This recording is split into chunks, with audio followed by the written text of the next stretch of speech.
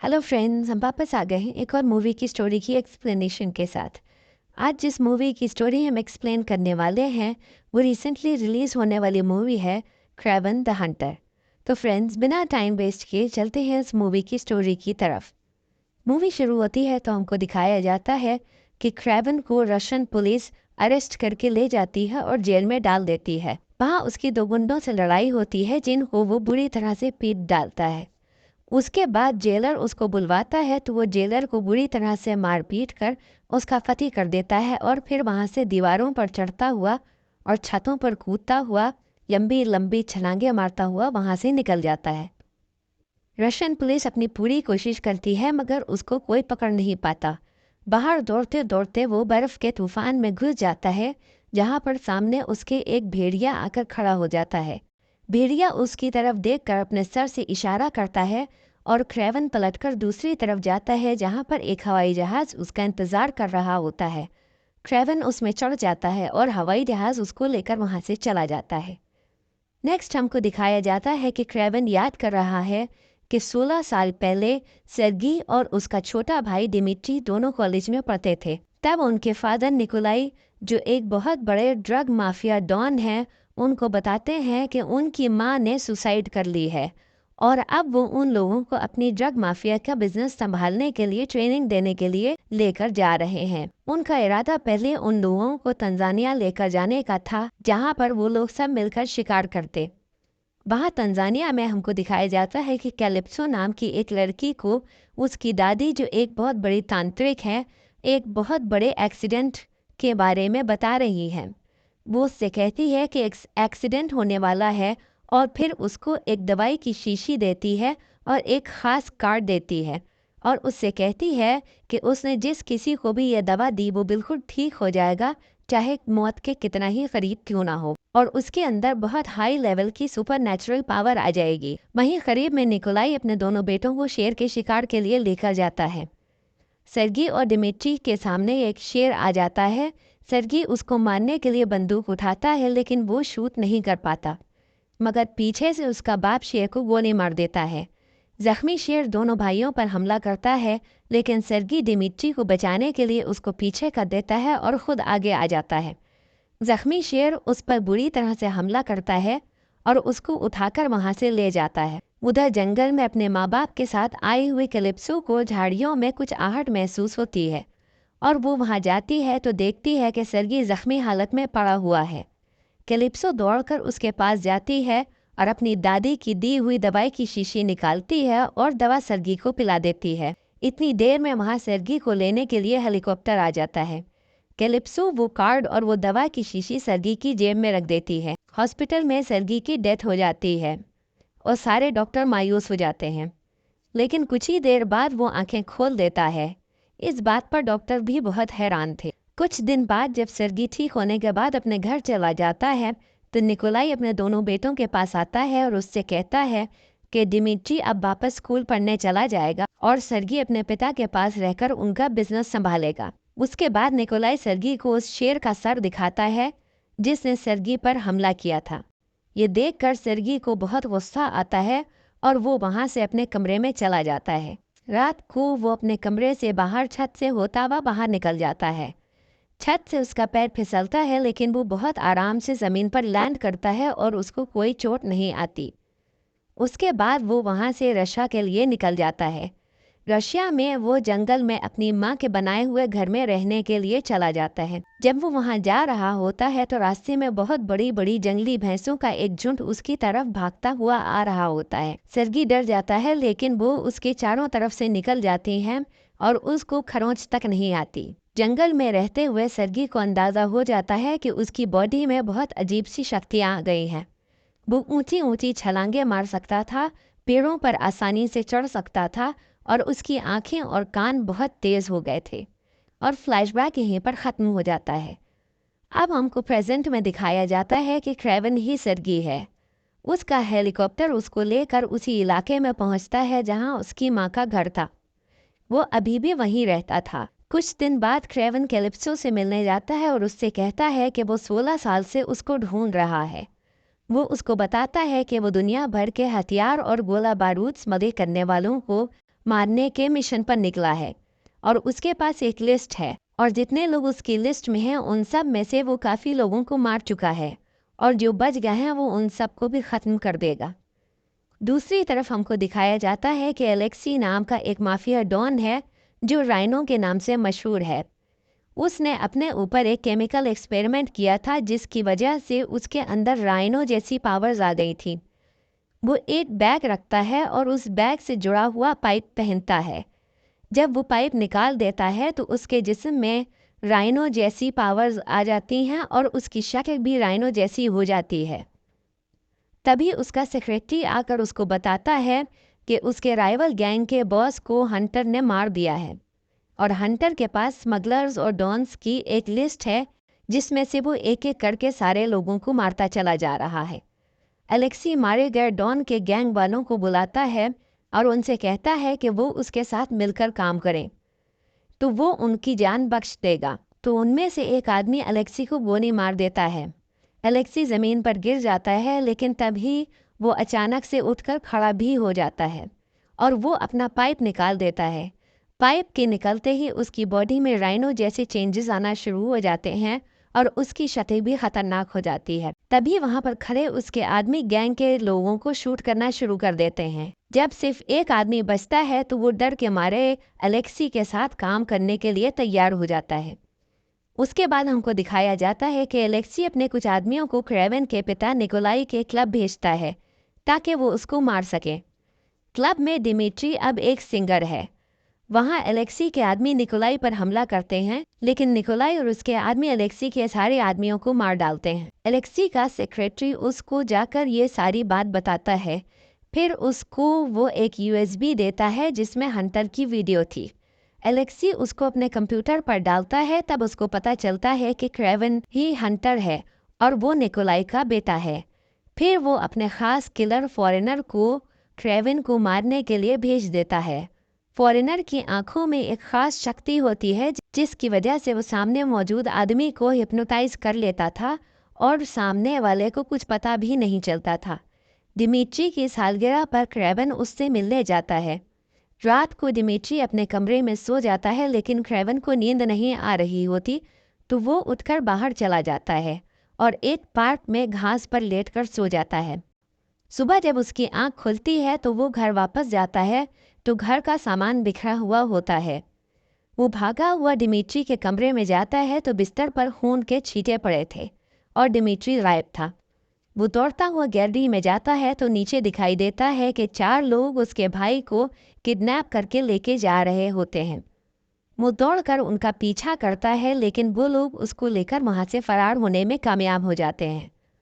परेशान होकर वो कैलिप्सो के पास जाता है और उससे कहता है कि वो उन किडनैपर्स को ट्रैक करके उनका पता उसको दे दे। उसके बाद वो अपने फादर निकोलाई के पास जाता है।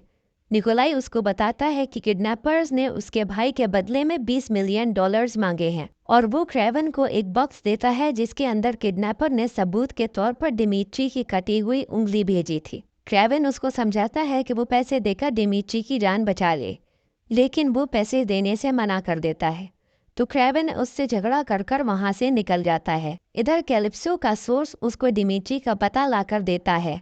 जब कैलिप्सो वहाँ से चली जाती है तो वो आदमी वहाँ से अपने रूम में जाता है।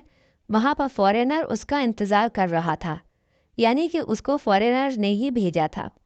वो फॉरेनर से कहता है कि उसको अब डबल पैसे चाहिए, लेकिन फॉरेनर उसको हिप्नोटाइज कर देता है और उसके सामने से हट जाता है और वो ऐसे ही खड़ा रह जाता है।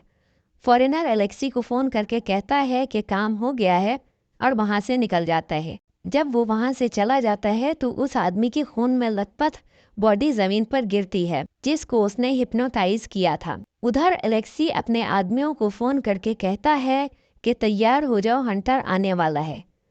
कैलिप्सो क्रेवन को फ़ोन करके बताती है कि उसका भाई टर्की में है और उसका पता उसको देती है। क्रेवन अपने भाई को लेने वहाँ पहुँच जाता है। वहाँ पहाड़ी पर बने हुए किले में वो लोगों को मारता हुआ अंदर चलता चला जा रहा होता है। सबको मार देने के बाद जो आखिरी आदमी बचा था वो उसको बाहर पहाड़ी से हवा में लटका देता है और उससे पूछता है कि उसका भाई कहाँ है। तब सामने दूसरी पहाड़ी पर एलेक्सी के शूटर गन लेकर उसका निशाना ले लेते हैं, लेकिन क्रेवन उनकी आवाज़ सुन लेता है और इतनी दूर से भी शूटर को देख लेता है और उस आदमी को लेकर पहाड़ी से नीचे कूद जाता है। नीचे पहुंचकर वो उस आदमी से पूछता है कि उसके भाई को किसने किडनैप किया, तो वो राइनो का नाम लेता है। उसके बाद पहाड़ी से बड़े बड़े पत्थर उनके ऊपर गिरना शुरू हो जाते हैं और सीन यहाँ पर कट हो जाता है। उसके बाद हमको दिखाया जाता है कि एलेक्सी डिमिट्री को अपने रूम में लेकर जाता है और लैपटॉप के आगे बिठाकर उसको क्रेवन की वीडियो दिखाता है और उसको बताता है कि क्रेवन एक किलर है जो हंटर के नाम से मशहूर है। उसके बाद वो उसको एक प्लास्टिक बैग दिखाता है और बताता है कि ये उसको नॉर्मल रखने के लिए दवाई है, और फिर वो अपना दवा वाला पाइप निकाल देता है जिसकी वजह से उसकी हालत बदलना शुरू हो जाती है। फिर वो उसको अपनी राइनो वाली शक्ल दिखाता है और फिर दोबारा अपनी दवा का पाइप कनेक्ट कर लेता है और नॉर्मल हो जाता है। इधर पत्थरों के बीच से क्रेवन जिंदा निकलता है और वहाँ पर मौजूद एलेक्सी के आदमियों को मार देता है और वहाँ पड़ा हुआ फ़ोन उठाकर कैलिप्सो को फ़ोन करता है और उससे कहता है कि डिमिट्री के किडनैपर्स को पता है कि क्रेवन ही हंटर है। कैलिप्सो उससे बातें करते करते गैलरी की तरफ जाती है। वहाँ से वो नीचे देखती है तो 5 आदमी बिल्डिंग में दाखिल हो रहे थे। वो क्रेवन को बताती है कि 5 आदमी अंदर आ रहे हैं जो देखने में माफिया जैसे लग रहे हैं। क्रेवन उससे कहता है कि वो फ़ौरन बिल्डिंग से निकल जाए और वो वहाँ से निकल जाती है और क्रेवन उसको लेने के लिए वहाँ से चला जाता है। उधर फॉरेनर एलेक्सी से मिलने पहुँच जाता है ताकि दोनों मिलकर क्रेवन को पकड़ने और उसको मारने का प्लान बना सके। दूसरी तरफ क्रेवन कैलिप्सो को लेकर अपनी माँ के घर रशिया में चला जाता है। वहाँ रास्ते में एक लेपर्ड उसके ऊपर हमला करता है। क्रेवन उसको पछाड़ देता है और फिर वो लेपर्ड वहाँ से भाग जाता है। तो क्रेवन कैलिप्सो को बताता है कि ये लेपर्ड बचपन से उसके साथ ऐसे ही खेलता आ रहा है। उसके बाद वो कैलिप्सो को अपनी माँ के घर लेकर चला जाता है। उधर फॉरेनर और एलेक्सी दोनों क्रेवन को मारने के लिए अपनी पूरी फौज लेकर निकल पड़ते हैं। फॉरेनर ने एक ख़ास जहर का इंजेक्शन भरकर अपने पास रखा था जिससे वो क्रेवन का शिकार करने का इरादा रखता था। ये लोग क्रेवन के घर पर पहुंचते हैं और उसको चारों तरफ से घेर लेते हैं। इस हंगामे में डिमिट्री उनके बीच से निकलकर भाग जाता है। क्रेवन हर तरफ से एक एक करके एलेक्सी के आदमियों को मारना शुरू कर देता है। एलेक्सी अपने आदमियों की चीख पुकार सुनता है तो वो अपने सेक्रेटरी से कहता है कि हेलीकॉप्टर के थ्रू जंगल में बॉम्ब्स गिराने का इंतज़ाम करो, और कुछ ही सेकेंड में हेलीकॉप्टर वहां बॉम्बार्डमेंट शुरू कर देता है। इस बीच मौका पाकर फॉरेनर क्रेवन को वो जहरीला इंजेक्शन मार देता है। इंजेक्शन के लगते ही क्रेवन को अजीब अजीब चीज़ें नज़र आना शुरू हो जाती हैं। उसको हवा में कीड़े मकोड़े और अपने ऊपर रेंगती हुई मकड़ियाँ नज़र आना शुरू हो जाती हैं। उसकी कुछ समझ में नहीं आ रहा होता। तब फॉरेनर सामने से आकर उसको बताता है कि उसने उसको उस जहर का इंजेक्शन दे दिया है जिससे कुछ देर में उसकी बॉडी पूरी पैरालाइज हो जाएगी और फिर वो मर जाएगा। क्रेवन अभी संभल नहीं पाया था कि फॉरेनर उसको 2 इंजेक्शन और मार देता है। उसके बाद फॉरेनर क्रेवन की पिटाई करता है और उस पर गन तान कर खड़ा हो जाता है। तभी पीछे से एलेक्सी का सेक्रेटरी 2 आदमियों के साथ आता है और उससे पूछता है कि क्या करना है। तो फॉरेनर उससे कहता है कि डिमिट्री को ढूंढकर उसको पकड़ो। एलेक्सी के आदमी ये समझकर वहाँ से चले जाते हैं कि फॉरेनर अब क्रेवन को मार ही देगा, मगर सामने से कैलिप्सो आ जाती है और फॉरेनर की आंख में तीर शूट करके उसको मार देती है और जख्मी क्रेवन को, जो अब मौत के मुंह तक पहुँच चुका था, उसको अपने पास रखी हुई दवा की शीशी दोबारा से पिला देती है। दवा के पीते ही क्रेवन उड़ जाता है। उधर एलेक्सी का सेक्रेटरी उसको जाकर बताता है कि क्रेवन मर चुका है और अब ये लोग डिमिट्री को पकड़ लेते हैं और वहाँ से निकल जाते हैं। अभी ये लोग रास्ते में ही होते हैं कि एलेक्सी अपनी गाड़ी से बाहर देखता है तो उसको नज़र आता है कि जंगली भैंसों का झुंड उनकी तरफ भागता हुआ आ रहा है। उसकी समझ में आ जाता है कि क्रेवन जिंदा है और वो अपनी दवा का पाइप निकाल देता है और चेंज होना शुरू हो जाता है।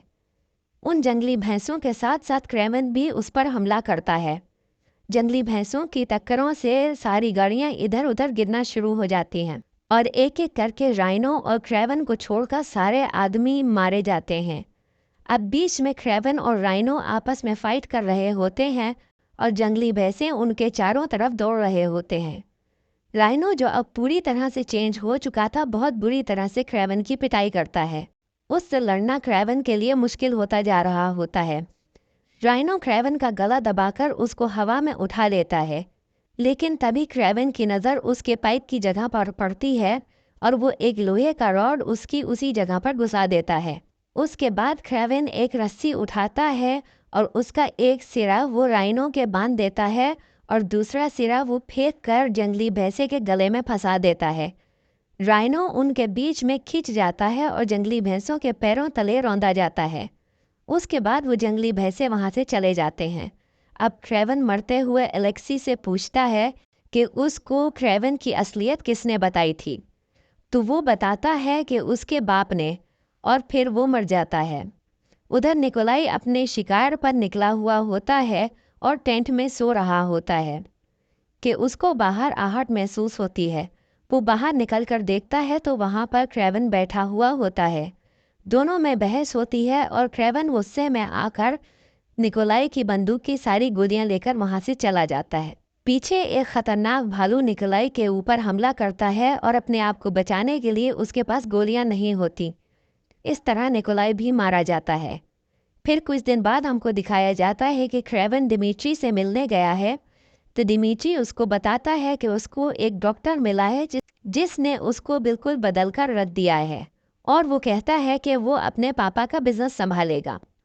और ये कहकर वो वहाँ से उठकर चला जाता है। क्रेवन को ये बात अच्छी नहीं लगती और वो उसके पीछे जाता है ताकि वो उसको समझा सके।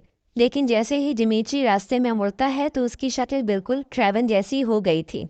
क्रेवन ये देखकर शौक में आ जाता है। डिमिट्री उससे कहता है कि अब उसके पास पावर्स आ गई हैं और वो एक गिरगिट की तरह जो रूप चाहे वो ले सकता है, और उसके बाद वो वहाँ से चला जाता है। वहाँ से क्रेवन अपने घर जाता है तो देखता है कि उसके पिता ने उसके लिए एक गिफ्ट भेजा है।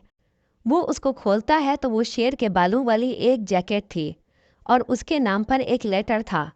वो लेटर खोलता है तो उसमें उसके पिता ने लिखा था कि क्रेवन के लिए अच्छा यही है कि वो अपनी असलियत को अपना ले, क्योंकि वो एक हंटर है और यही उसकी असलियत है। और क्रेवन वो जैकेट पहन लेता है और आराम से कुर्सी पर बैठ जाता है और मूवी ख़त्म हो जाती है। तो दोस्तों, ये एक्सप्लेनेशन आपको कैसा लगा, आप हमको ज़रूर बताइएगा, और ये भी बताइएगा कि नेक्स्ट स्टोरी एक्सप्लेनेशन आप कौन सी मूवी का देखना चाहेंगे। इस तरह के और अपडेट्स से जुड़े रहने के लिए please like, share and subscribe. Thank you.